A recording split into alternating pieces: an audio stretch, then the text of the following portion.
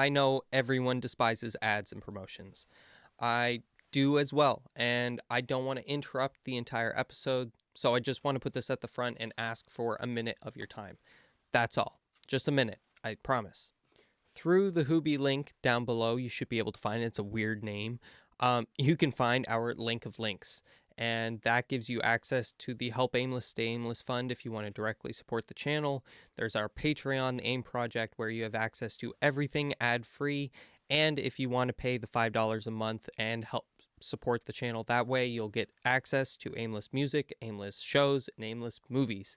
You can also find our YouTube page, Aimless96024, TikTok, Instagram, X, and Buzzsprout for the audio files. There's also Spotify that has video files attached to them. Then there's Apple Music and Apple Podcasts. Unfortunately, no video there. But that's it. That's all I want to tell you. I hope you enjoy the episode. Stay aimless. See you soon.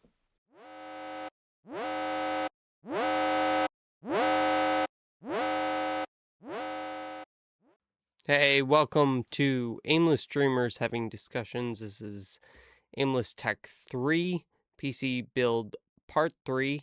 If you haven't realized, and if you haven't watched them, go check out PC Build Part 1 and Part 2. You'll be all caught up after watching those. This is PC Build Part 3, and no, we're not actually building a PC live.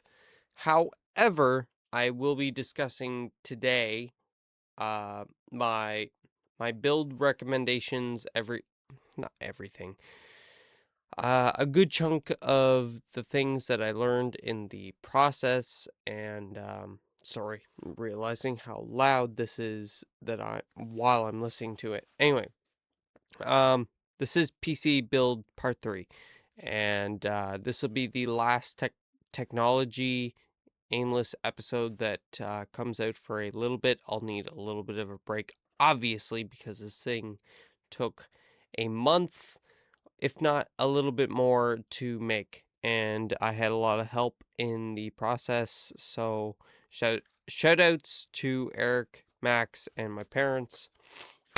Again, let's get to it. There's not much to it.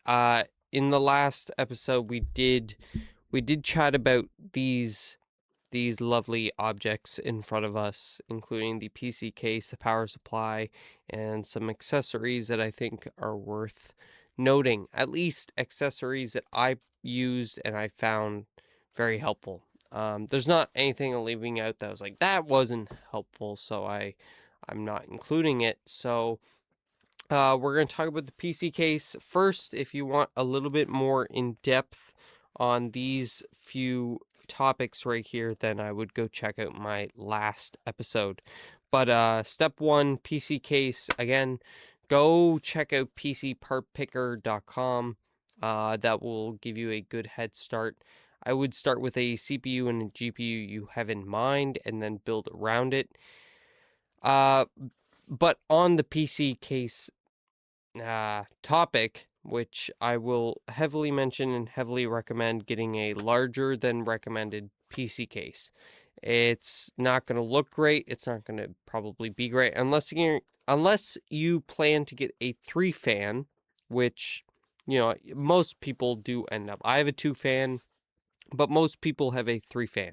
So if you have or want a 3-fan, 100%, just no matter what, get a larger than recommended case.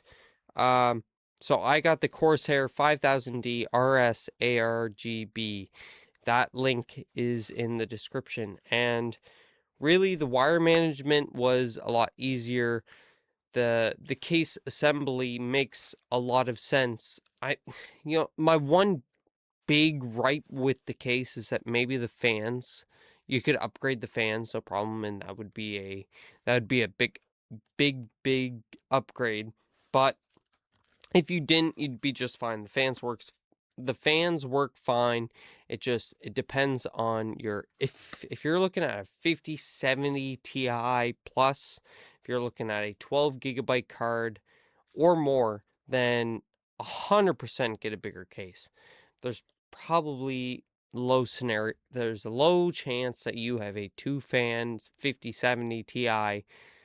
Usually you'd get the 3-fan, but no matter what, if you have a 12 gigabyte, this case is just phenomenal.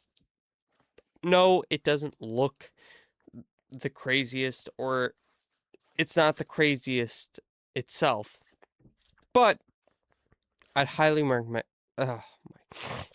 I'm still slightly sick from a week ago, so if I'm having the snuffles and a little bit hard of a time thinking out my thoughts, I am very sorry. So, yes, my case is the 5000D RS ARGB, and what do I have written down? It has an incredible amount of room. No matter what you're using, what your RAM is, which is really the one thing, but I have the largest air cooler you could get, and it fits just fine. There's like 2 inches, maybe 2 inches is a bit much, but there's an inch and a half to 2 inches of space, if not a little bit more, a little bit less. You know what I mean. Where am I? Bring me back. It's not the craziest thing in the world. It's not supposed to be. I will have probably a video or pictures popping up as I talk, so hopefully I do. The case is insanely large, and yes, it would be too large of a case for what I was trying to do. Not actually. Definitely get wire extensions. So, pre-organized wire management. Yes. If you and when you get your PC case, which I would highly recommend getting your PC case and your power supply first. When you get your PC case, start with the wire management. If you have your power supply, connect the cords that you perceive or feel you will need. At least the main essentials: your CPU, your power supply for your GPU, and your motherboard. There's not much else other than those 3. You'll have to read your manual, and you'll have to do a little bit of research online, but those are the main points. What else? Amazing temperatures. Yes, I've found, putting the PC together properly, which I know is going to be the biggest. For some people, it'll be a difficulty. It depends on how much research you've done, how much you learn about a PC and how to build one. Build it properly, take your time to do so, and don't rush the process. Amazing temperatures. I'm getting amazing. Well, that's the topic. The temperatures of this thing is very good. The GPU's good, the CPU's good. Everything seems like it's running normal. Maybe not crazy normal, not crazy temperatures where it's like low 30s or high 20s. But the hottest thing running in this is my CPU, which ranges between 40 and 50 degrees, and my GPU, which runs somewhere between 30 and 40 at most times, usually low 30s, which is what I'm getting at. That's really, really good. With not upgrading the fans, the air circulation seems to be very good. Again, depends on the fans you want to run, the organization of. If you put fans on the top or bottom, your air circulation is going to be much different than mine. I have 3 fans on the front, the 2 in the CPU, 1 in the rear. I have the 2 fans on the GPU. I have a aftermarket per se. It's a Thermalright HR10 Pro. It's the one that has a little baby fan for the SSD card. So I have that as well. And then, of course, the power supply has a fan. So my air circulation is fantastic. You can mess that up pretty easily, so be very careful. It depends on your configuration. If you're using a liquid cooler, obviously that goes on the top of the case. The case itself, because it's so modular and there's so much opportunity, I highly recommend if you get this case or any case similar to it, you want to take the case completely apart as much as possible. That's comfortable for you, so you can understand how the case works and have an idea while watching YouTube or a YouTube video on the case or a person you like in case, uh, taking a case apart video and tutorial, and it'll give you a good idea of what you're doing and what you're not doing and what you should do and what you shouldn't do. And then there's even the things you can do, you don't have to, but if you do it, it could help your build a lot depending on what you personally are using for your build, depending on your CPU cooler, um, your GPU, your SSD card and SSD, if you have heatsink, your motherboard, kinda, not really, but you know what I mean. It heavily depends, unless you're building the exact same thing that I built, part by part by part, you're going to have a different experience building that PC. So, again, let's go back to this. PC case, power supply, PC case. We went over the amount of room it has. The pre-organized wire management is very, very nice to have. You won't realize that until you're dealing with fans, which is probably the most pain in the butt thing about a PC is the fans and their wires. Unless you get upgraded fans that have one set of wires for the power and for the RGB, if you have it, then you're going to have a system like mine that has RGB, but it's daisy chained a bunch. So each fan has 2 power cords and 2 RGB cords. And the case itself had it pre-wired and daisy chained to each other so that you didn't have that much to deal with. And it has many straps and um many many straps and a lot of area to work with so that your building experience, especially your wire management experience, is as good as it can be. And really that is a huge pro with the 5000D. So step 2 is power supply. Nope, sorry. Yeah, I mentioned disassemble everything. Step 2, power supply. I chose the Asus Prime 850 watt based on the GPU I chose, which we'll get to that, but it's an Asus Dual 5060 8GB overclocked card. And based on that card, I was able to choose my power supply. Mentioned in a previous episode, sorry. Um, based on a previous episode, choose your power supply based on your GPU. So, if all things, choose a GPU you're wanting to get, and then pick the PC case and the power supply alongside your your CPU, your motherboard, etc. You know, those are the core essential things. The PC case and the power supply is what I would purchase first. But the power supply, yes, I chose the Asus Prime 850 watt. Make sure you research the wires. So if you have no idea what wires are in a power supply, you're going to want to do that a little bit and have an idea of what you'll need, where it's going to go in the wire management, and therefore be able to choose your case a little bit accordingly. Or you can stay on the safe side and get a much larger case than needed and go from there. So, yes, make sure you research the wires and have a look into power supplies. Definitely the power supply that you're wanting to get based on the GPU you're wanting it. Sorry, I'm very tired and trying to sort out my thoughts and my words.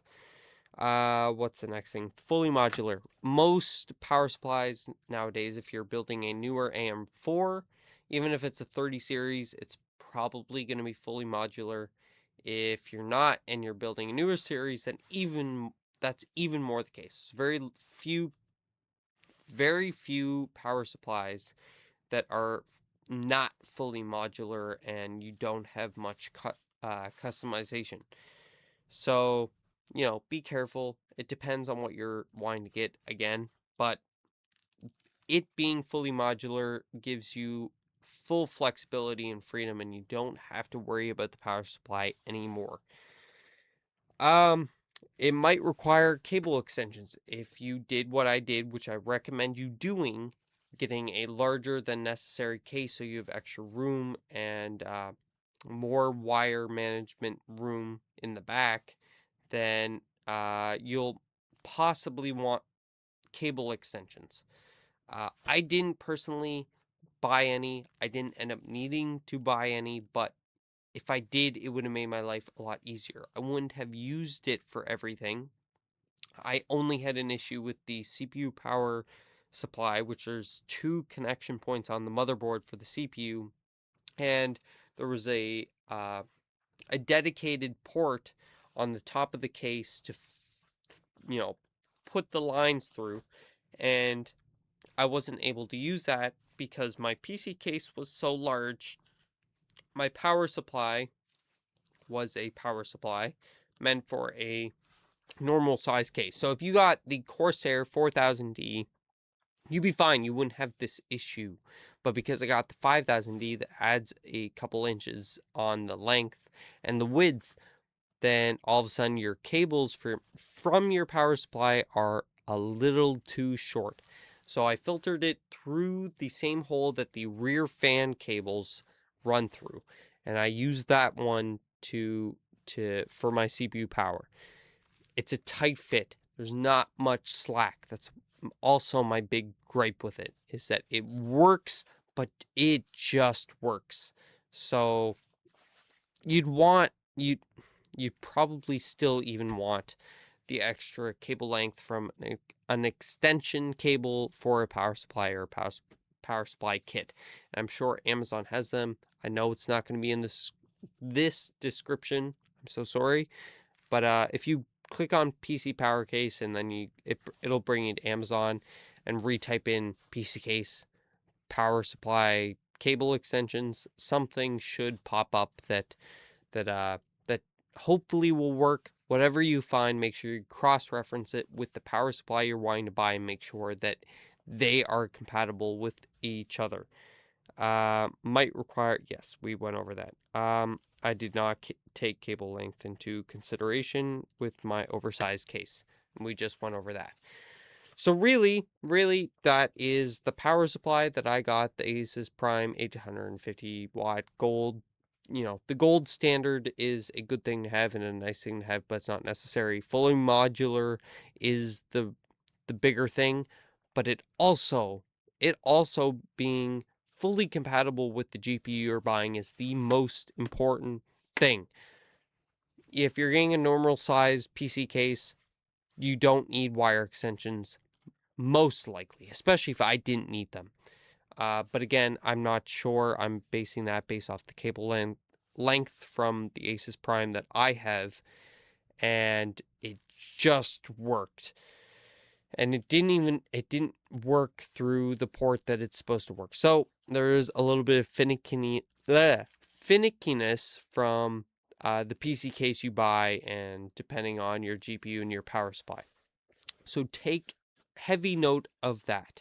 I just want to try and help make your life a little bit easier and things that I wish I knew starting. 5000D, we went over that. I also, yes, I got a grounding cable. So this one around my wrist and this other part right here. Well, I literally just put it on any metal piece I could find while I was building the motherboard. Put me back. Where am I? While I was building the motherboard, I attached it to the motherboard, even though the motherboard and nothing is hooked up to the power supply and actually has any electric current going through it. I still did it just in case my own electrical current was different than the neutral or nada electrical current coming from the motherboard. And I just to be safe, attach it to that while I'm putting together the CPU cooler, the SSD cooler or heatsink, and the RAM. And that's what I did personally, just to give myself the peace of mind. This was fantastic. There is no other way to put it. So I also have my 2 drives that I got, my 2 flash drives. both are 64 gigabytes. One is a Canadian Staples brand, and it worked just fine. I use that for mainly my Wi-Fi drivers and such. But the other one, the SanDisk 3.0 64 gigabyte, I use that for my Windows update, my BIOS update, or sorry, well, setting up BIOS in the first place, and then the Windows the Windows update, I use it as well. Make sure you format the drive to something 32. It should, mine were formatted already in that format, so I didn't have to worry about it, but I did double check just to make sure. If not, even just reformat it under the required format, no matter what. And what it'll basically do is default your drive to what you need anyway, even if it's already in that format. But it will fully erase the drive so that it's basically a blank drive that you can use for whatever new software you're trying to put into your PC and not cause problems. Going back here, we also have the precision bit driver set, and on you could just get a PH2, so a Phillips head 2 precision bit driver, and you'd be just fine. I'm not saying that, but if you get the chance, I took the chance and bought a little bit of a kit. It comes um, with an extension rod here, and that proved to be very useful, especially for the motherboard and motherboard screws. But then you just have this forever, and you have every option you could possibly need for a screwdriver set. So, this was, for me, it was about 15 bucks. For you, it might be different. You can get them on Amazon, but you definitely want a precision bit driver or a screwdriver, and you might as well spend the extra few dollars to get a full set with full customizability so that you can use it for other purposes outside of PC building. Lastly, so we went over the PC case, the power supply, the precision bit screwdrivers, and the the flash drives. Other than that, you might not need this, and I wouldn't buy it prior to building a PC set, but I want to recommend this brand. This here is nail polish. This is a top coat, and it's by Revlon, Revlon. If you search up on Google, at least for me, it was the top recommended nail polish for a motherboard if you end up scratching your motherboard while trying to put it in the PC case, which, yes, happened to me. So I didn't remove the rear fan. Because I didn't, I had to, at an angle, try and insert the motherboard with all of the weight from the CPU cooler, the SSD cooler, and the RAM. Not a bright idea. I didn't know that the rear fan could come out, and I didn't remove it. So because I was trigger happy and was just trying to get it in and seated and screwed in, a couple scratches were formed, and I'll put them up here so you can see what those scratches look like. And I did a little bit of digging and saw that a little bit of top coat nail polish might do the trick and should do the trick, at least give you peace of mind, as long as your motherboard doesn't reach crazy temperatures like 50 to 80 degrees. Mine sits around 20 to 25 degrees. That depends on your build and how you put it together and how careful you were. Heavily reliant on the CPU thermal paste that you use. I will get there, but I used a little bit of a plastic thing and spread the paste myself across the whole CPU so that, when you set the CPU cooler on and everything heated up, it didn't have to spread itself. It was already spread, and it would fill in any small pieces that I myself missed. Excuse me. So, while I had a couple scratches, for peace of mind, I did a little bit of research and putting a 2 or 3 coat thin coat on the motherboard on the areas where you scratch. If there's any copper exposed, you can use this and it'll give you peace of mind because it'll keep all the air off of those components, off of the copper components. Over time, they won't fry themselves, basically. or they won't damage themselves. Again, the chances of that happening are very slim. Motherboards are built very well. You don't need to worry about it so much. But if you want to have the peace of mind, like myself, then this is harmless. So a couple, 2 or 3 coats of Revlon top coat, enamel free, or no, sorry, enamel based, high gloss, no additives. I think this is vegan friendly as well.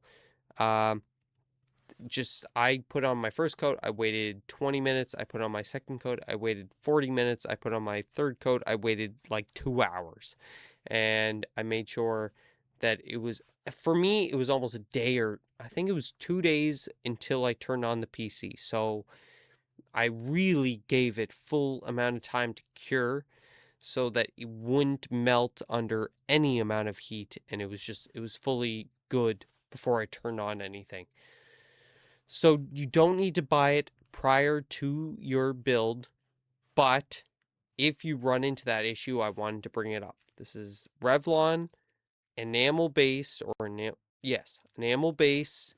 Sorry. This is Revlon nail polish top coat, enamel based, high gloss, and I think that's mainly it.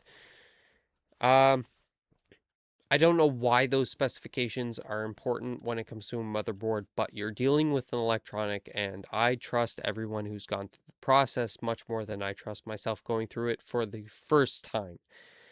And I want to be better, more safe than sorry. So that is what I did. Now that is step 1, and step 2 fully mentioned. We're going to We're going to move on to step 3, the motherboard. Let me grab that right quick. Let me grab that. Following step 2 is where we get to the fun stuff. So we have our ROG Strix B850A gaming Wi-Fi motherboard. And yes, I would choose your motherboard based on, well, the CPU that you're in. So this is when then you would need to choose what CPU you are wanting. Again, through PCPartsPicker.com. Link in the description. So for my motherboard, based on the USB ports that I needed, including a USB 3.2 Gen 2 port for both my capture card, which is let's go back to an Elgato 4KX capture card, and also for my Lacy 1 TB, which is an SSD 4. I believe it's SSD 4. Uh, it uses the same port. It's just a external storage. It's I don't know how to explain SSD software and hard drive software, but if you're looking at hard drives and SSD drives, there's internal and external for both. However, if you're looking at external, you'd much prefer to have an SSD than a hard drive. Hard drives work very different than solid state drives, and solid state drives is what you would prefer for, well, not only it being quicker and more efficient and easier on the hardware itself. It's going to last much longer. You don't have to worry about as much things. It's going to work with your phone, with your tablet, with your laptop, with your PC, no matter what. As long as you have a USB-C port that supports the drive. So my personal, again, I stress this because you could really reduce your CPU and your motherboard purchases depending on your USB requirements and your CPU requirements. And if you're doing content creation with crazy USB ports like myself, then this was the cheapest motherboard I could find. It's very good quality. Very, very, very good quality. That's my first note. Amazing, amazing quality. It very much feels worth it when you open the box for the first time and get to experience the motherboard. Um, it's AM5. It has all your 4 DDR5 slots, and it has your SSD card slots, and it is good. It has all of your USB ports that you'd possibly need. Trust me, you don't need more than one USB 3.2 Gen 2 slot. One is plenty. I have the capture card and the the external hard drive running through that same port, but I just swap them out when I need to. So trust me on it when I say, if you need an AM5 DDR5 port, and again, if you're gaming, you don't need that, but if by chance you do, this is a great motherboard to look at, especially for the price, of course. So, what else do I have down here? Plenty of USB port selection. It has like 4 USB-A 3.0 ports. It has the USB-C 3.2 Gen 2 port. It has a USB 3.1 Gen 2 port. I don't know. It'll take any other USB-C port. So between the two, I'm pretty sure it's just 2 USB-C ports. If that's a problem for you, then you might want to look into adapters.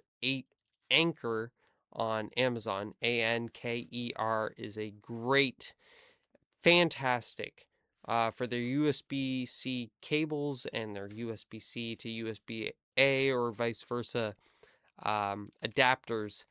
They're fantastic. You can completely rely on Anchor to do your cord management or cord conversions into your motherboard if you needed to. And in that case, if you needed to, then you don't need this motherboard if you don't need that USB-C 3.2 Gen 2 port. I'm trying to make that clear. You don't need it if you don't need that port. However, it's a very, very nice motherboard for the price, for the quality. You can rely on it, again, only if you're building on AM5. I'm being so hesitant because the requirements to have to build on AM5 in 2026 is very minimal. There's very few things that could be in your system or in your setup that require that. So you could save a lot of money, is what I'm trying to say. Like, if you're doing gaming or you don't need the level of stress of requirements that I require for content creation, you can really, really, really reduce the price in CPU and the motherboard, or you can get something that works much better for gaming and for a PC in general, such as a X3D card from CPU from AMD, the Ryzen 7 and 9 something X3D. If it has X3D, it's going to be such a powerful card, and you can really put the money into the GPU. You can put the money into that if you want, but you could really reduce the price on that as well if you don't go with an X3D card. And if you're not going with AM5, you can reduce the price even more. It fully depends on what you're looking for and what you're trying to build and what you're trying to do. The whole process is tricky. So if you're frustrated, if you're irritated, trust me, I get you, and I've been there, and this is my first PC build, and I've been more irritated, more aggravated by this than I've ever seen myself irritated or aggravated by within a hobby or obsession or interest. So be careful, really understand what you're looking for from your PC, because you can save so much money. Do not go over what you need to do. I understand if you're wanting to get on AM5 for the future proof aspect of AM5 platform, but everything is so much more expensive that works with AM5. So it's not required. It's not. I can't stress that enough. You can do so much with a 2015, 2016 card for gaming, right? If you're doing gaming or normal work on a computer, then don't overdo it just because you feel you have to or that's what other people are doing. Go strictly based off what you're having to do. Please, I can't stress it enough. Sorry, I didn't realize that wasn't on me that whole time, but it's so important. And this is probably your money, your hard-earned money. Be very careful with it. Don't like I'm the one making the PC build video, but don't go over anything that that really exceeds your own requirements or your own wants for what you're trying to make this PC do, because 10 years ago PCs were already phenomenal at their highest level, and those parts you can now get for a very good price in comparison to the new stuff.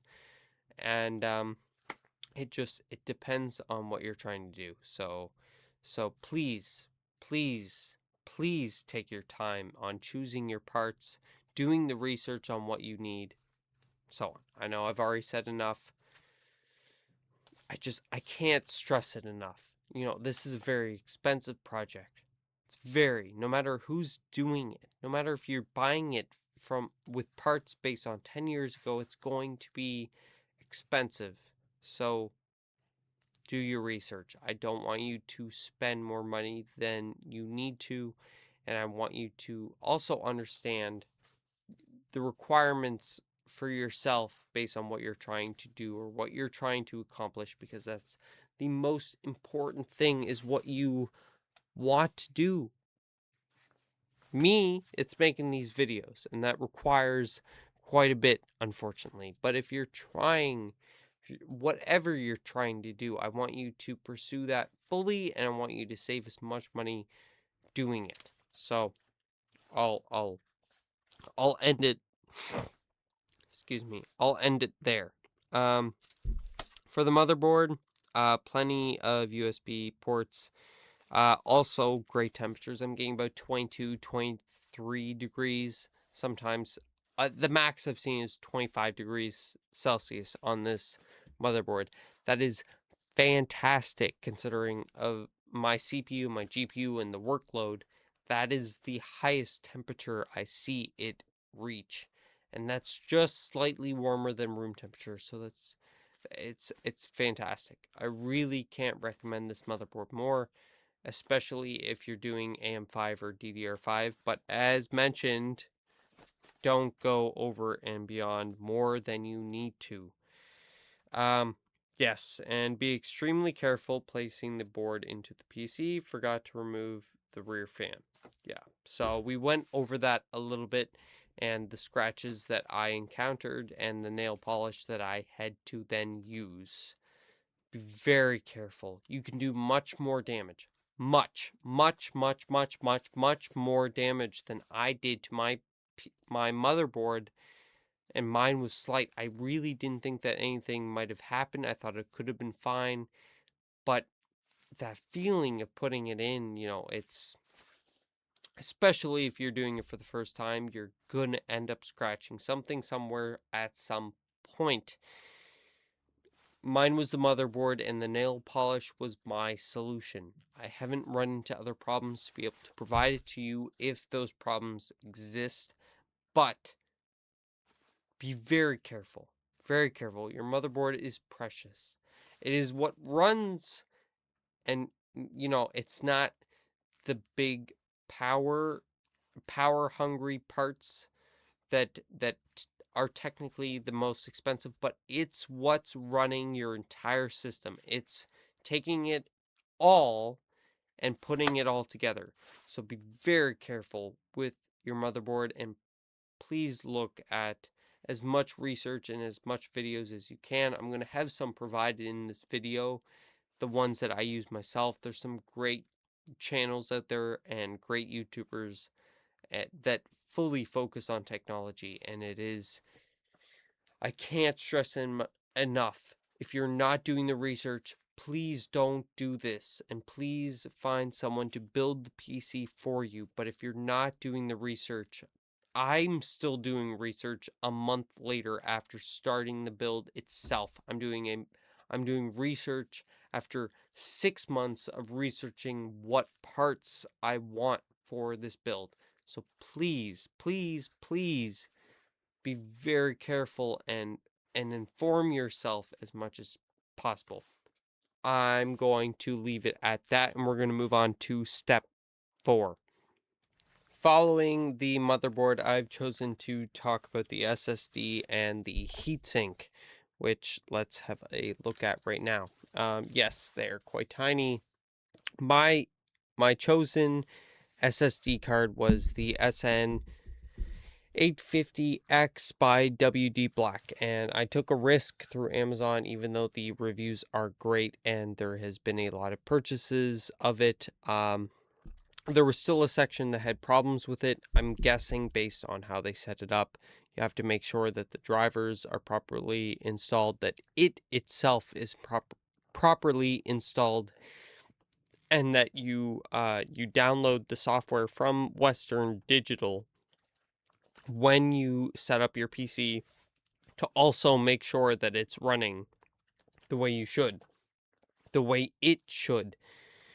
I also got and decided to get from the motherboard, which has a great heatsink. You'd probably be just fine running that heatsink with it, but I chose to spend the extra $35 to get the HR10 2280 Pro. And it looks great, it works great, and it really does reduce the temperature, the temperature amounts while running. And for me, it was based on the fan. Having a fan actually circulates air and retrieves cold air, puts it through the vents, and it like expels it. So that was my rationale for that. The SSD is so far working fantastic. I really would recommend getting a 2 terabyte if it's in your budget. Again, mine is a M.2 and it's an NVMe 4.0. So it's not the NVMe 5.0, which scares me because of how hot those run out of the gate. You can get an M.2 NVMe 4.0 for any PC build. It's not just isolated for AM5 and DDR5. So, depending on your setup, if you have the opportunity to spend a little bit more on a 2 terabyte SSD card, that's going to do you a lot better. For me, that's one of the things I tried to cut on, but also have the ability to run things quickly. But I'm making sure that I'm on top of my storage and making sure that I'm deleting things that I do not need all the time.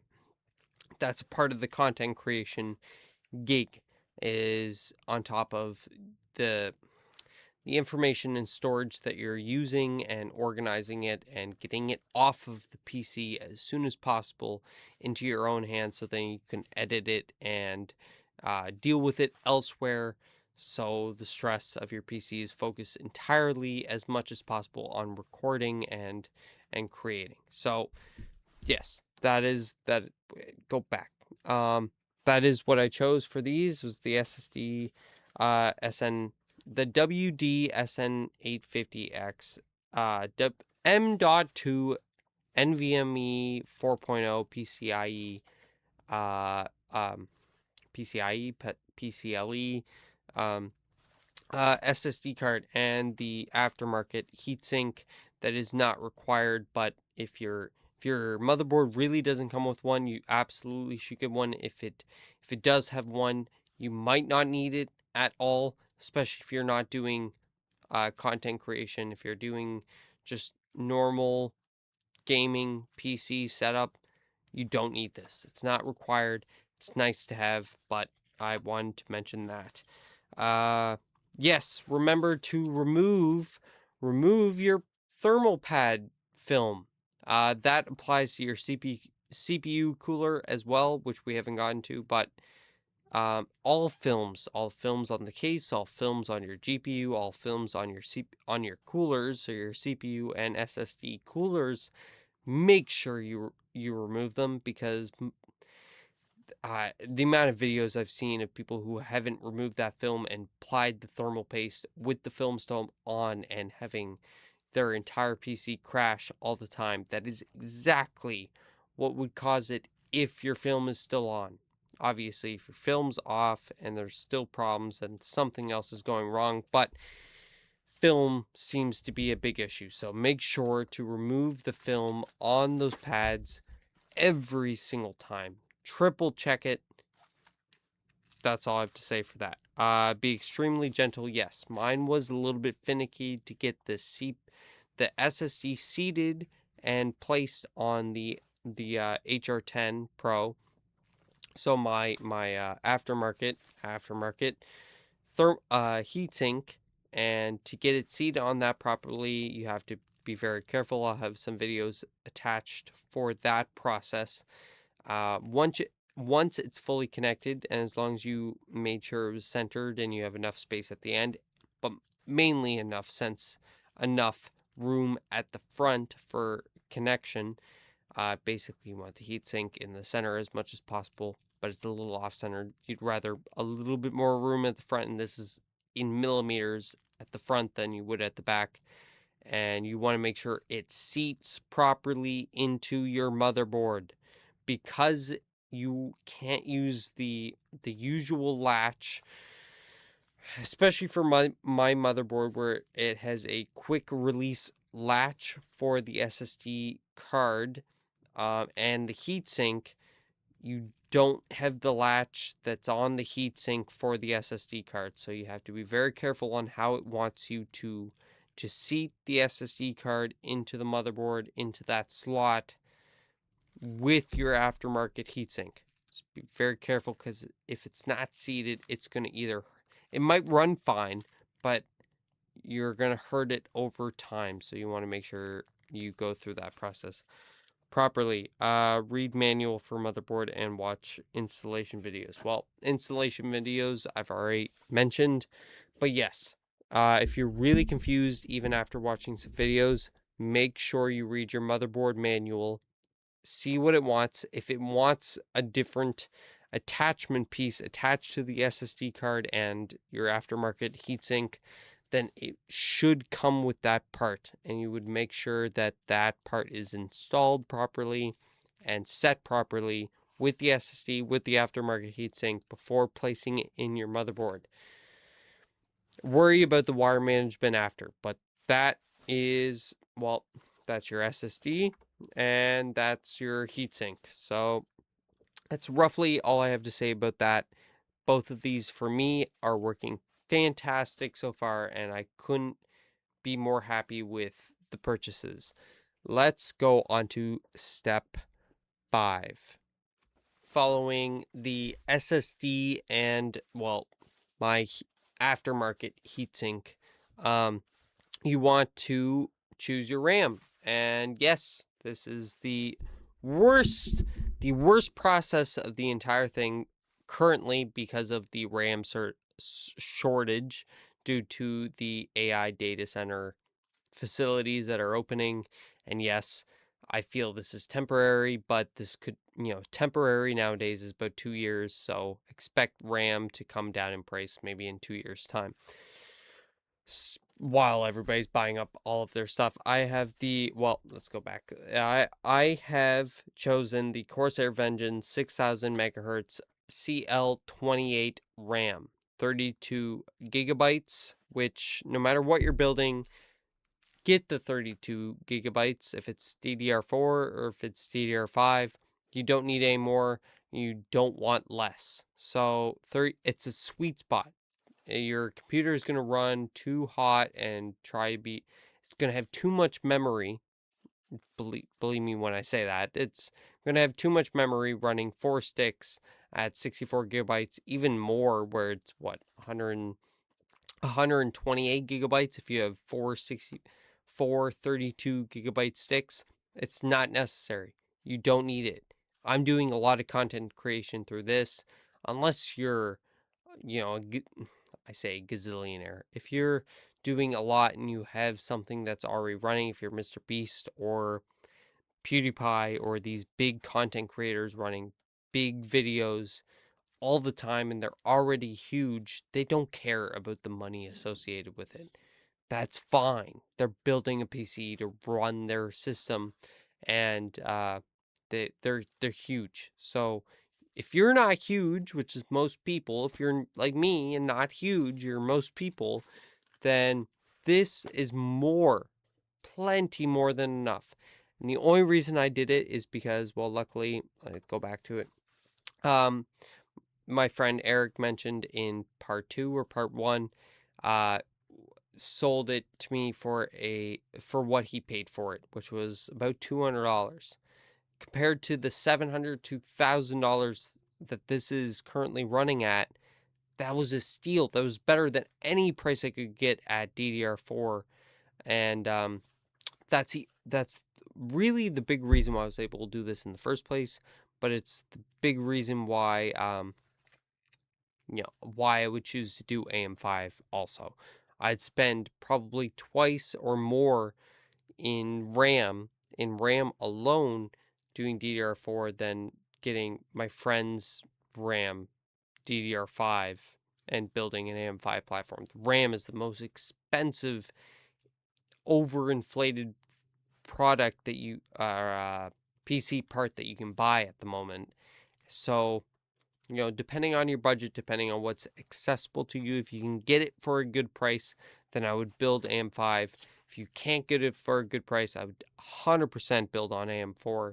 And you can get better quality gaming than I can get at the moment, because then you could get DDR4, get a much cheaper motherboard, much cheaper CPU, and probably a much cheaper case, a much cheaper power supply, much and then really ramp up the GPU, right? That's when you'd want your GPU to be super beefy on the 30 or 40 series, have 12 gigabytes of RAM, and then whatever you can afford on that. That's probably your best bet for AM4 and the previous generation.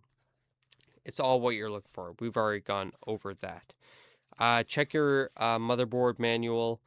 That's a big thing. Make sure that you put it in the right slots. Mine had 4 slots, so the second and fourth slots is what I put this in. First and third is for your third and fourth stick. Think of the Star Wars originals and then prequels. The originals were 2 and 4, and then your prequels were 1 and 3. It went back in time. But you read your motherboard, make sure that's the case. It's very different if you only have 2 slots for it anyway. Also, for your BIOS configuration, make sure that you set your Expo profile or XMP profile, depending if you have, like me, an AMD chip. If you have an AMD chip, then it's going to be an Expo profile. If it's an Intel chip, then you're going to have an XMP profile. If it's an MSI motherboard, unlike mine, which is Asus, if you have an MSI motherboard, your BIOS is already more difficult and it's more difficult to navigate. So be very careful, but either way, no matter what your motherboard is, and depending on your CPU, make sure that your Expo or XMP profile is enabled, and that allows you to run your RAM from, well, for me, where it was 6,000 megahertz, it was attempting at default to run it at 4,800 megahertz. You want to make sure it's on a profile that's running it at 6,000, or your certified megahertz quantity. If that's 5,200, you don't want it running at 4,800. I know that doesn't seem a lot, but it doesn't allow your memory to be happy. So you want your memory to be happy, make sure you enable the right profile under your BIOS after you enable your BIOS and your Windows and so on. That's really it for RAM. Following that is our CPU and CPU cooler. And now, lastly, while I was configuring my motherboard before I seated it, yes, and I forgot to mention that I put my CPU cooler, my SSD cooler, and my DDR5 RAM all onto the motherboard before I seated it into the PC, which is probably what I would do it again, but I would make sure that rear fan is out. So following that, well, let's talk about my CPU and the CPU cooler. I have the AMD Ryzen 9 9900X 12 core 24 thread CPU that's in the AM5 category. And then I have the Peerless Assassin 120 SE white ARGB CPU cooler. Um, it all works fantastic. However, obviously you want to look up how to seat a CPU properly. An AM5 CPU doesn't have pins on the CPU itself. While I was placing it, I did drop it for a second and touched with gloves on, but the gloves were previously used, so they weren't fresh out of a bag per se, and I by mistake touched the back of the CPU and I started to freak out. Um, it's not a problem. Everything's fine. It's not a problem now, but I did freak out at in the moment. I had to reach out to people who have built a PC to see if they felt that was a problem. Obviously, there's nothing you could do. It was just to see if they felt that was a really big issue, but they said if it's not AM4 where the pins are on the back, should be fine. If it is AM4 and you drop in, you by mistake touch the pins, you have to make sure and look at the back and make sure the pins that uh, make sure all the pins are good and none are damaged. If it is damaged, I haven't gone through this process. Obviously, mine's AM5. But if yours is AM4 and yours has the pins and they are damaged, you're going to have a hell of a time. But it's fixable. There are videos on that, and I'm not saying that's guaranteed, but there are ways you can go about it to try and fix that CPU. So if you have pins on an AM4 CPU, be very, very careful, because those pins are going into your motherboard and they're seated onto not other pins, but it's like AM4 and AM5 are reversed. So you'll worry less about the motherboard. My motherboard, it might have pins actually. I'm not sure if AM5 does or does not have pins. You don't have to worry about that. You're not going to by mistake touch the inner socket for your CPU on your motherboard. But you worry less if it's AM5 because there's no pins to begin with. But be very careful setting it. No, yes, AM5 has pins on the bottom. So be very, very careful setting your PC, your CPU onto the pins of your AM5 motherboard, and follow instructions. The biggest safety thing I've seen is that make sure that the corner, there's a corner on your motherboard CPU socket that's marked, and your marker on that same corner on your CPU. Make sure those line up, and I would line in your CPU with that corner first, and slowly, gently place the CPU into the socket. Do a slight wiggle test to make sure it's seated properly, or if it's not seated, then it will then seat itself. You will have a CPU socket cover that is on there out of stock. Right, it's there. I'm pretty sure you can add it back afterward, but that's a different conversation. It's going to have a cover on it. You want to then apply the pressure, and it's a lot of pressure on the socket and that lever that goes down and latches itself. You want to apply that pressure after making sure that your CPU is seated properly, and then apply that pressure. Make sure the lever is then seated under its lever latch.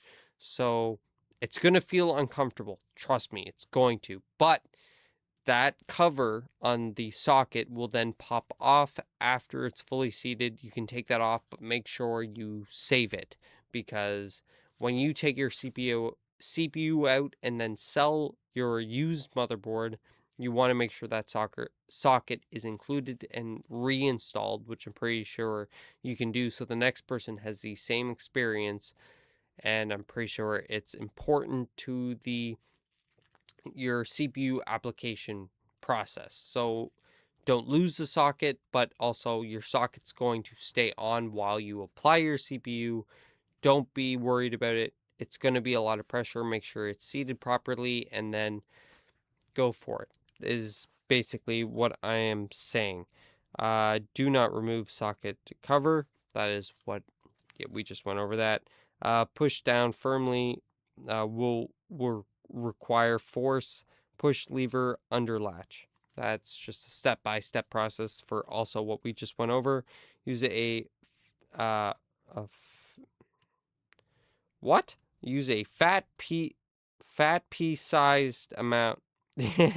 Use a fat pea-sized amount of thermal paste.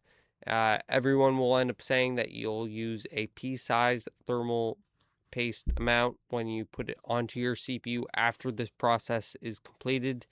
Um, a lot of people say you can just take your CPU cooler and install it as such, and the thermal paste will spread itself, and then when you heat it up, it will spread itself more.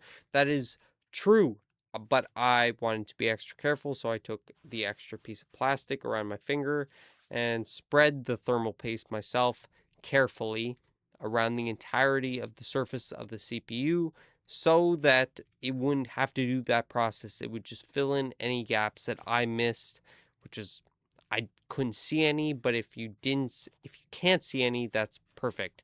And any microscopic amounts that are not covered by the thermal paste, the heat from turning on the CPU will cover it itself. So you then really don't have to worry about anything.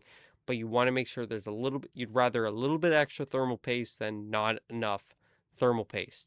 It's essential. Your CPU is the hottest component of your entire PC. You want to make sure that it has the right amount of thermal paste, if not more. You do not want less, and you do not want it to not spread this across the CPU evenly, and for it to be fully covered. So it's very important.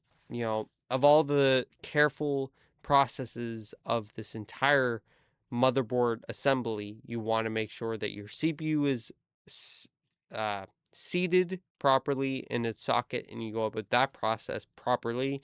And then you want to make sure your thermal paste is applied, and then applied as efficiently as you can to make sure that thermal paste is covering the thing entirely. Following that, if you don't want to use the plastic on your finger, you can use a spatula. A lot of people do.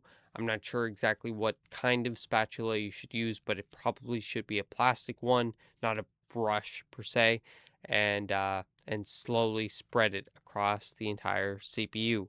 Very, very, very important if you have an Intel CPU that's one of the larger ones that's more rectangular than it is square. There's larger surface coverage to cover with thermal paste. Follow your CPU cooler instructions. Yes, depending on your AM5 or AM4 platform, depending on your motherboard, your CPU cooler should come with the attachment pieces that you would need for any of it. However, you want to make sure you use the right pieces for that process. And the best way to get that is through your CPU manual, or you can search up specific reviews or app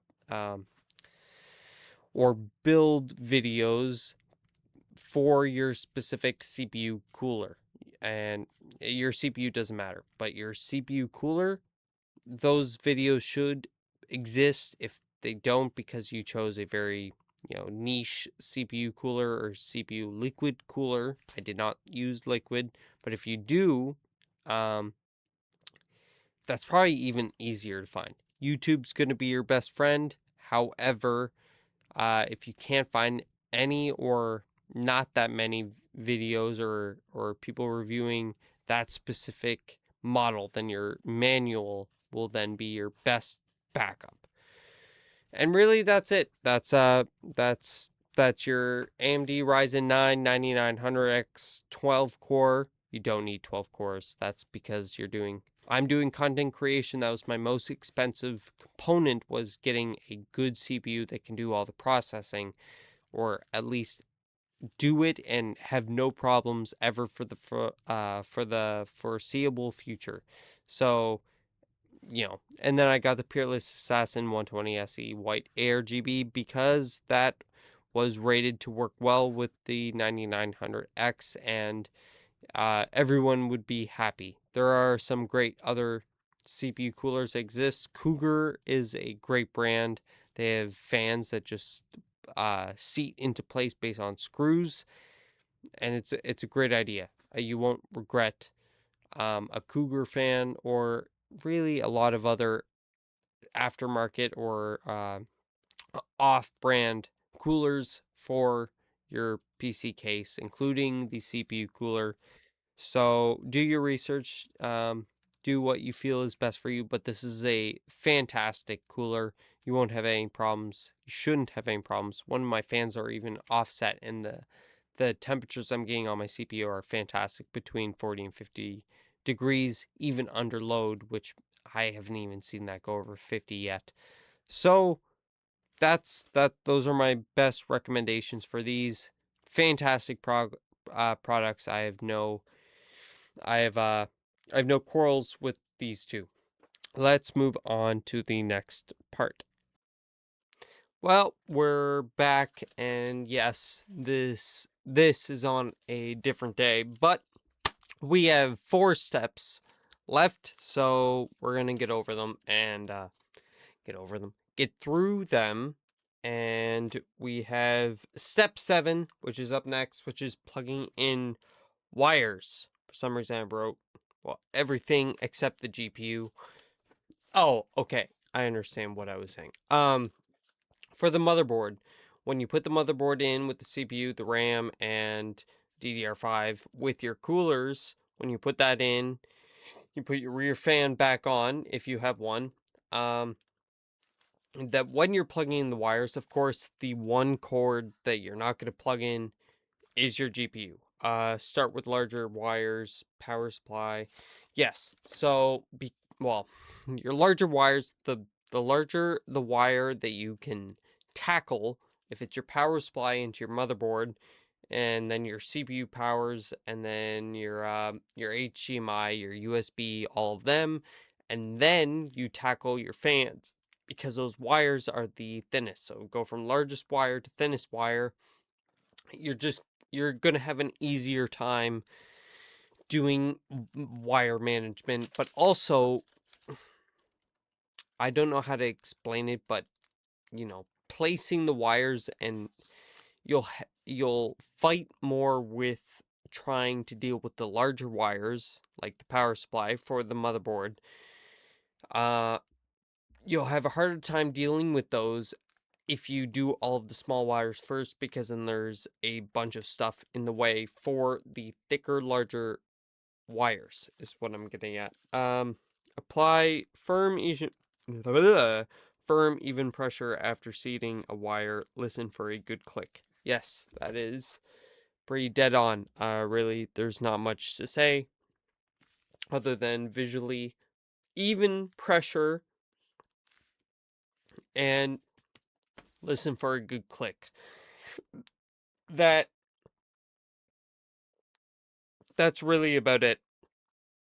There's not much more to that one.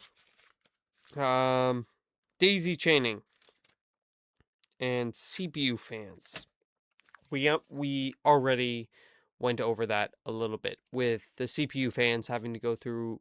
Well, my case had a dedicated CPU power, or a CPU cable port, and because my wires weren't long enough, I couldn't use that port, so I used the rear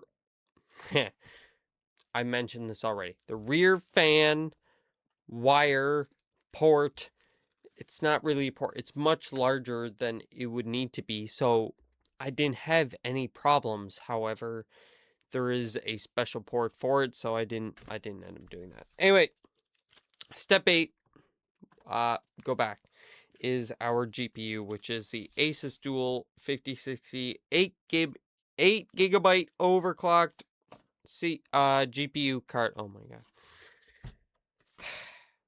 Fantastic card. The temperatures are great. It works very well with my Asus Prime power supply. It works great with my motherboard, which is the Asus ROG Strix B850A. Again, all the links to each of the products that I used for my build, if you want to replicate my build, go for it. But for those that are probably making something that's more tuned for them, again, the links to the individual parts and all of them are down below. Plus, for this specific video, PC part build part 3, the links to the videos that I watched or I found extremely helpful. I'm probably not going to be able to get all of them. They're down there. Go check it out. Again, if you're very interested in building a PC, or you just enjoy it in general, or I don't know, whatever the case, if you want the links, they're there. So Asus Dual 5060 8 gigabyte overclocked. Yes, be gentle and read your motherboard manual and watch videos. To seat it really isn't complicated, but you do want to watch someone, go back to me, you do want to watch someone who knows what they're doing, place a GPU in. There is for me, it was a right to left configuration, so you want to seat it in on the right side almost first, and then seat it on the left side. And I know there's a very specific for the newer generation GPUs and motherboards on having a quick release GPU that you want to tilt it up and to the right almost. But again, this depends on your GPU, it depends on your motherboard. So read your manuals and do your research on YouTube. Maybe some of my videos will help you on that. If not, again, do your research and really understand what's going on before you build it, and 100% before you take it apart, because there's the process, and it's not complicated. You don't have to stress or worry about how complicated it is to put together a PC. It is the best period of time to put together technology.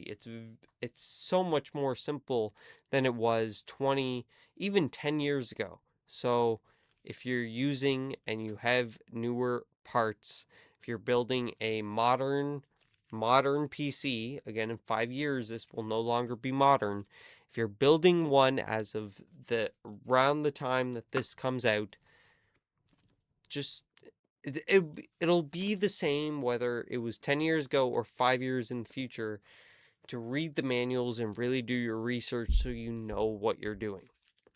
Okay, right side first. Asus QR latch system is known for issues. Yes, when you're taking apart, be very careful as much as possible, because this quick release system is known to damage your GPU pins, which Asus and other companies claim doesn't affect the capabilities of the GPU itself. However, it's still something to note, so you want to check your GPU pins and make sure they're all okay. If they're not, then you want to do a little bit of research, and you know, maybe you want to put it back in, take it back out, and make sure it all works before you sell a GPU, and so that you can also explain to the person buying the GPU why that pin is damaged and that it doesn't affect the performance of the GPU itself. Plug-in, yes, make sure then after you seat your GPU that your power supply is plugged into the GPU, and this is one of the easier connections, so don't worry about this at all. Be very careful about your motherboard power supply connection. Be very careful about your CPU power supply connections. Be very careful about not bending any pins, so just be very gentle with any connection point you make. Not that you should worry, just the more careful you can be, the more gentle you can be, the less and less likely it is to damage anything at all. Everything is very fragile with electronics. It's not hard. It's very much a plug and play. If you want to plug in your fans, if they're already daisy chained, if there was 3 fans, you have 2 plugins to make.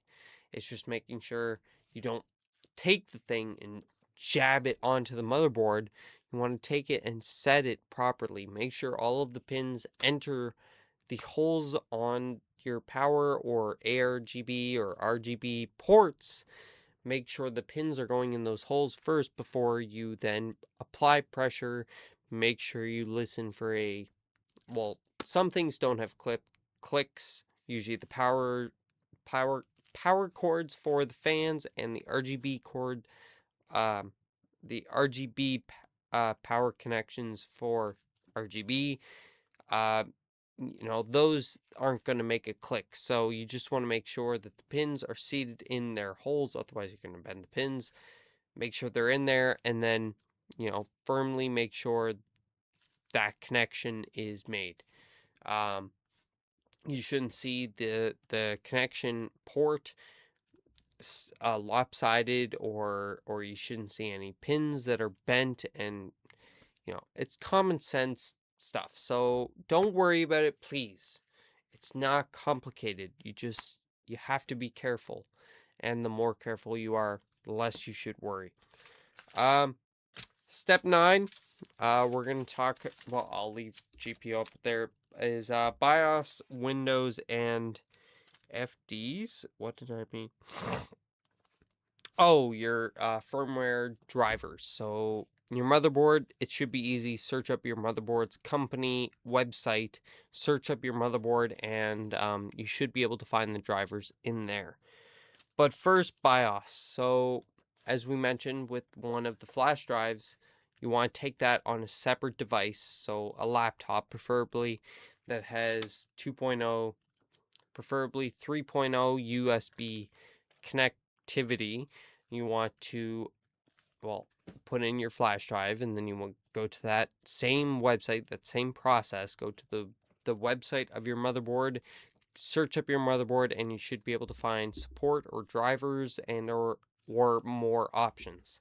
And, well, you want to download the BIOS option. You want the BIOS, the newest firmware you can possibly get for your motherboard, and that is your first primary driver. And that's the only thing you want on that flash drive when you're installing it into your motherboard, which, well, you would download it properly, formatting the drive and the stuff in the drive properly.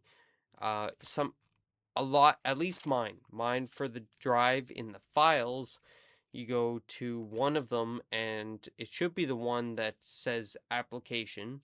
You open that, and you should be able to rename the file itself, and that's very important as well. So reformat the drive to something 32, I believe, is the right format, the right formation. Again, double check that with some of the videos down below, or do your research yourself. And you want to make sure that you rename the drive itself. And then you should be able to eject that drive from your laptop safely, put it into the BIOS designated port in your motherboard, and there's a little bit of a process. I forget how that works, but mainly you boot up your PC in a certain way, and you should be able to get to your BIOS. So again, I'll have videos down below 100% that include that tutorial-ish. Just it depends if you're on AMD or Intel. It depends if you have MSI or Asus. Depends, well, mainly on those factors. It depends if you're downloading Windows 10 versus Windows 11 a little bit too, but that's not as big of a concern. So yeah, download Windows from the website. There are websites that you can download this from. I'm not going to mention mine. It's not going to be in the description, but just go on YouTube or go on Chrome or Edge or whatever your search engine is and search for search ways to get Windows for cheaper. There are ways, trust me, it's a big savings. It exists and a lot of people do it. Am I going to admit that I did it myself? Technically, no. Uh I'm not going to admit that I did. However, the chance that I did is very high. So take that as you will. You can go buy Windows, of course, from Best Buy or any electronics dealership for the most part, unless as long as it's a big enough store, they'll have Windows option purchases for the drive with the files on it, which is the exact same method that you would go through from an online store. So do your research. Trust me, you could save a lot of money. But if you want to do it the legit way, then you can go to one of your local stores and they should have it. Wi-Fi driver. Oh wait, nope, sorry. Function. Yes, if you want to enter BIOS, well, follow your mother book manual. It also depends on your keyboard. For me, everyone said spam F2, spam F1, spam delete, like individually in different attempts to get into your BIOS. For me, that meant pressing function, holding shift, and then spamming F2. That's what worked for me in my motherboard and my setup, which my keyboard is a GK61. So if you're wondering, that is what I'm using. It's a fantastic keyboard. However, because it's a 60% keyboard, so it's 40% smaller than most full-size keyboards, um, it has a tricky way to get into BIOS because it doesn't have all the keys, if that makes sense. So for me, it was function shift F2, F2, F2, F2, F2 with an Asus motherboard and Asus programming going into the BIOS. If that makes sense. Again, it's all very much dependent on your parts, on what brand owns your parts for those specific parts, right? RAM doesn't matter getting to BIOS. It's your motherboard and maybe your GPU, but mainly your motherboard, right? Your CPU comes in play within uh, when you're programming your BIOS under your motherboard type. It depends whether you have Intel or AMD. There's a little bit of a configuration thing for almost all RAM, so note that. You know what I mean? That's what I'm getting at when I say that your parts matter, and that's very different for each person on their own build, unless the parts are identical. And I could not find one person that used the exact configuration that I used. I could use people that use a lot of my parts, but then you have to cross-reference that with other parts, depending on it. Your GPU, your CPU, and your motherboard are very important factors when you're talking about this all.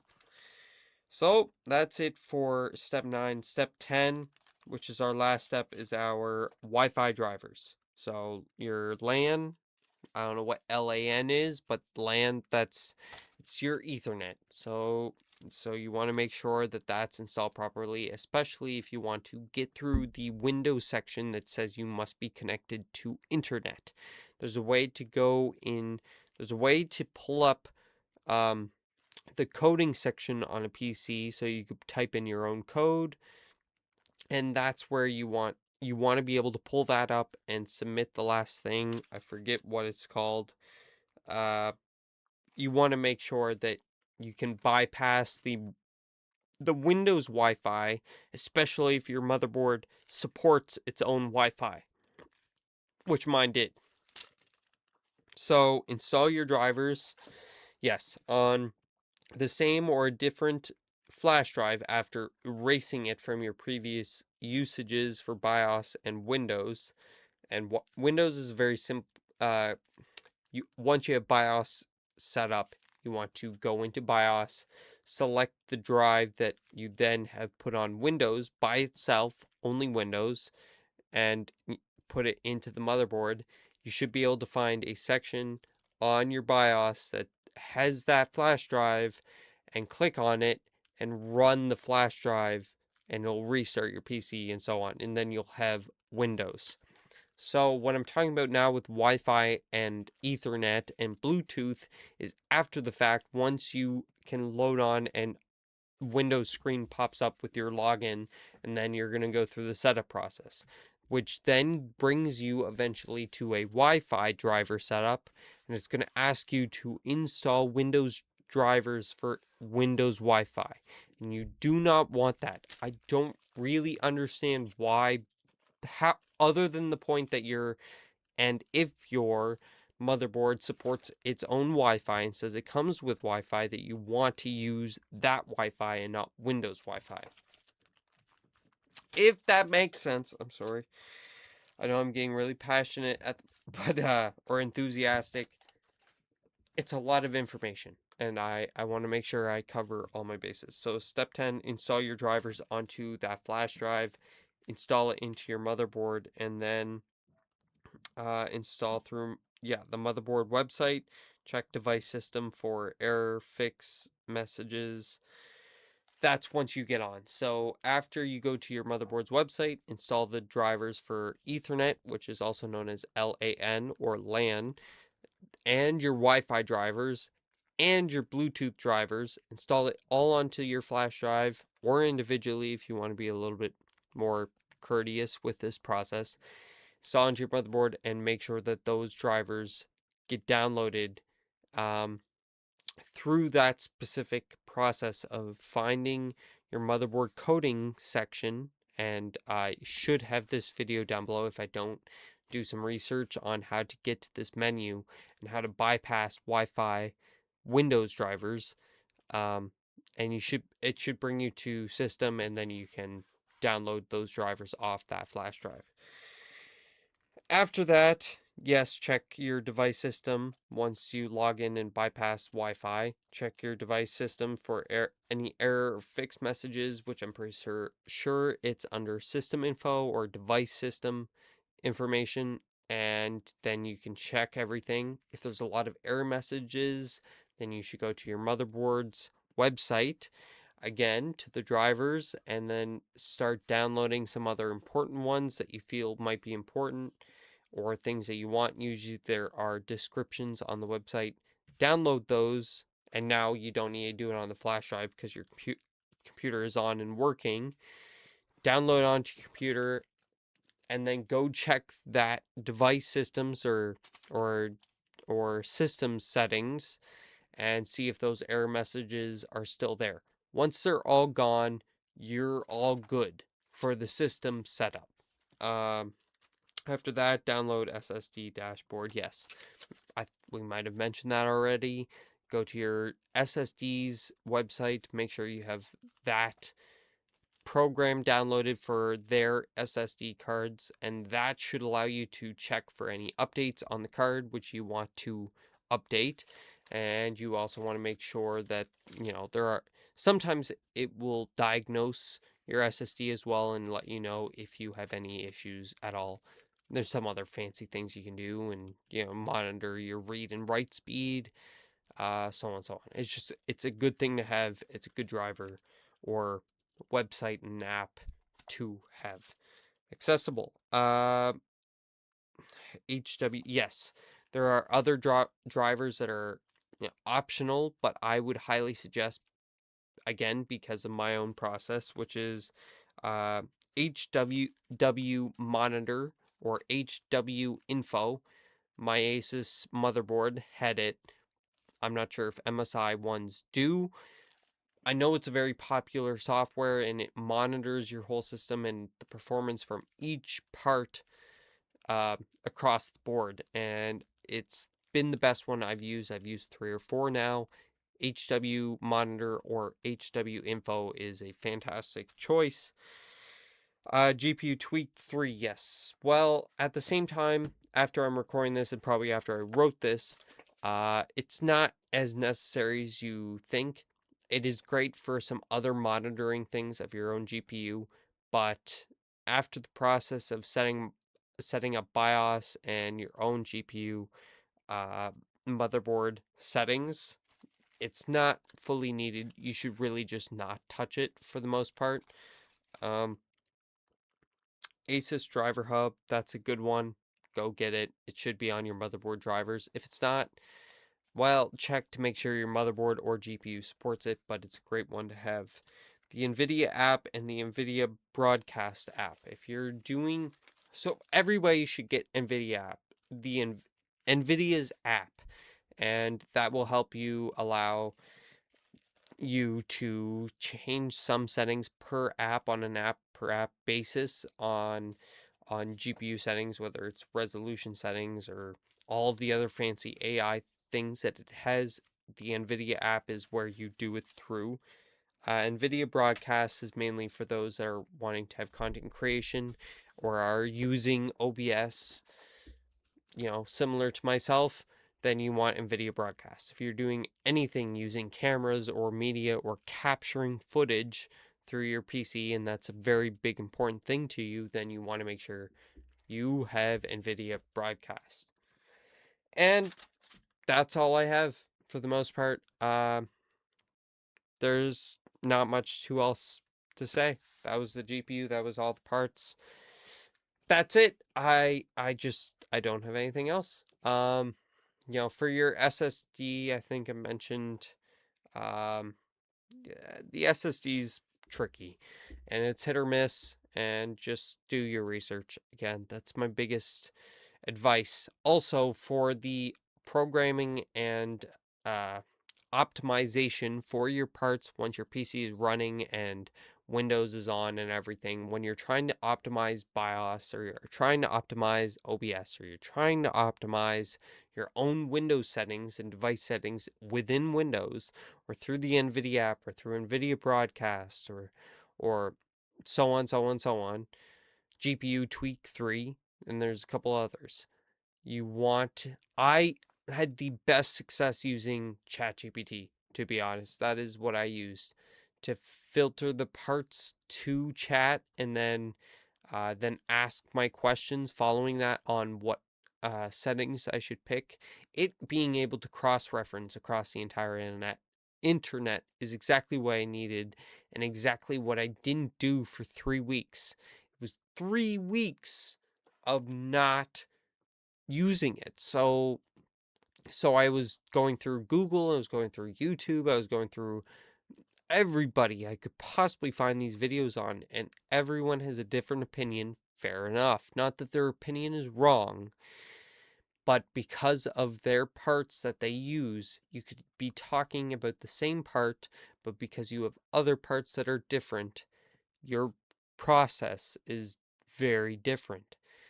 Again, not that it's wrong. It's just the chances of you finding a video that talks about everything you need to talk about and discuss and the information you need to have building the PC is, even finding a video with all the same parts is there's a very low chance of that happening. But not only that, the chance of them then having all the information that you need to build your PC is even slimmer. So use ChatGPT was my best solution for that. I did 3 weekends optimizing this thing, trying to, and still having problems. I spent 4 hours on one day with ChatGPT and fixed everything.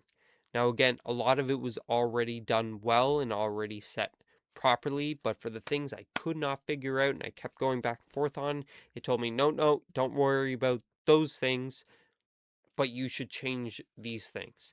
Things I didn't even think about, and I have no issues now. It's a very important thing I want to say to you. For the whole process of building a PC, no matter really what you're doing at this point, use AI to your advantage. Everyone, maybe not everyone, but a lot of people are going to tell you that it's, it's going to mislead you, or it's not that great and it's all that cracked out that it's said to be. But use it. Trust me, try it. Just try it, and try asking it questions based on something that really intrigues you, and questions you've wanted to ask for a very long time. Test it that way is my best example. But especially for something like this, and something that's as complicated and in depth as building a PC and electronics in general, then absolutely, please try it. And I'd highly recommend using ChatGPT. I'm not dissing other AI platforms, but it's there's a different experience between all of them. So you are your own person, and this is just based off my own personal experience building this. When this is coming out, I've had episode 9 come out on Patreon, which was Aimless Marvel 1. If you haven't checked it out, well, go follow my Patreon. It's 7 days free just to try it, and you get to watch everything if you'd want, and then cancel the subscription if you'd want. But that it's there for you technically for free if you do the trial and remember to cancel your plan. If you don't cancel your plan, I highly and greatly appreciate the support. It's $5 a month technically. So even if you forget to cancel it and you meant to cancel it, you're gonna only end up spending $5 US. So it's up to you. It's the only way you can support me truly financially. And as much as I want to say that I want to do this for free, I don't want to do this for free. I do want to have enough to cover my own subscriptions that I pay for making these videos, and there's a good few. By a good few, I think there's 5 or 6, and they run a pretty penny. So if you want to help me, if you like the content, if you enjoyed the video, please, that is the best way you can go about it. Even just to do the 7-day trial and cancel it afterwards, that's fine by me. Just go check it out. So Aimless Marvel 1 came out, season 1, episode 1 of Daredevil.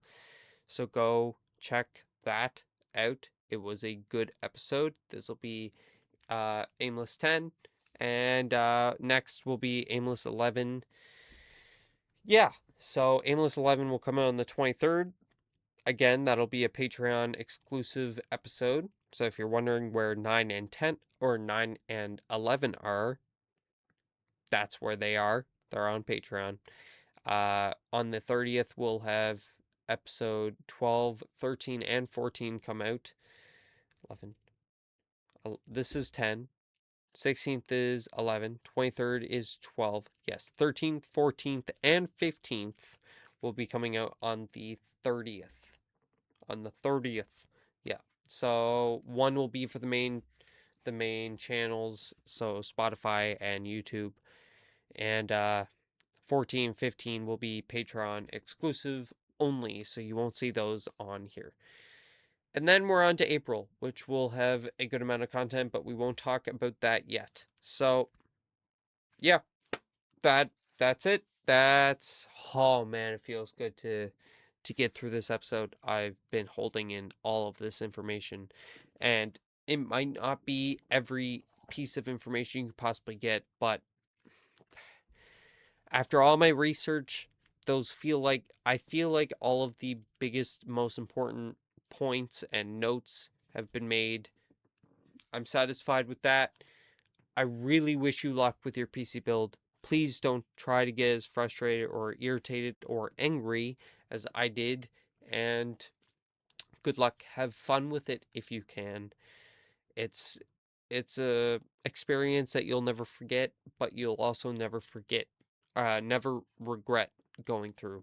And it's quite a special it's a special experience. That's it. Thank you for watching. I appreciate all of you so much, and go check out my Patreon if you're willing. Again, 7 days free, and then you cancel. If you don't cancel, I appreciate you so much. even though I already appreciate you in the first place.